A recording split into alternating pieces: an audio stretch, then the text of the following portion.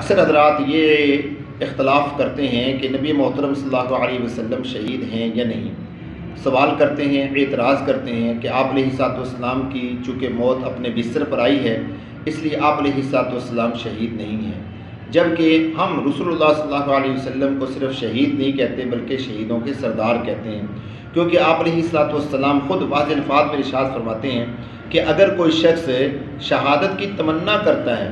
اور اس کی موت اس کے بستر پر آ جاتی ہے، آپ علیہ الصلوۃ والسلام نے فرمایا کہ وہ بھی اللہ تبارک و تعالیٰ اس کو بھی شہداء کے مرتبے پر فائز فرما دیتے ہیں۔ صحیح مسلم کے اندر یہ روایت موجود ہے، حضرت سالم بن حنیف رضی اللہ تعالیٰ عنہ فرماتے ہیں رسول اللہ صلی اللہ علیہ وسلم نے ارشاد فرمایا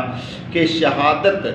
جب انسان اللہ تبارک و تعالیٰ سے شہادت صدق دل کے ساتھ مانگتا ہے، اللہ تبارک و تعالیٰ اس کو شہید کے مرتبے پر فائز فرما دیتے ہیں۔ اس لیے ہم سب کا ایمان ہے، اگرچہ آپ علیہ الصلوۃ والسلام کی موت بستر پر واقع ہوئی لیکن رسول اللہ صلی اللہ علیہ وسلم صرف شہید ہی نہیں بلکہ شہیدوں کے سردار ہیں۔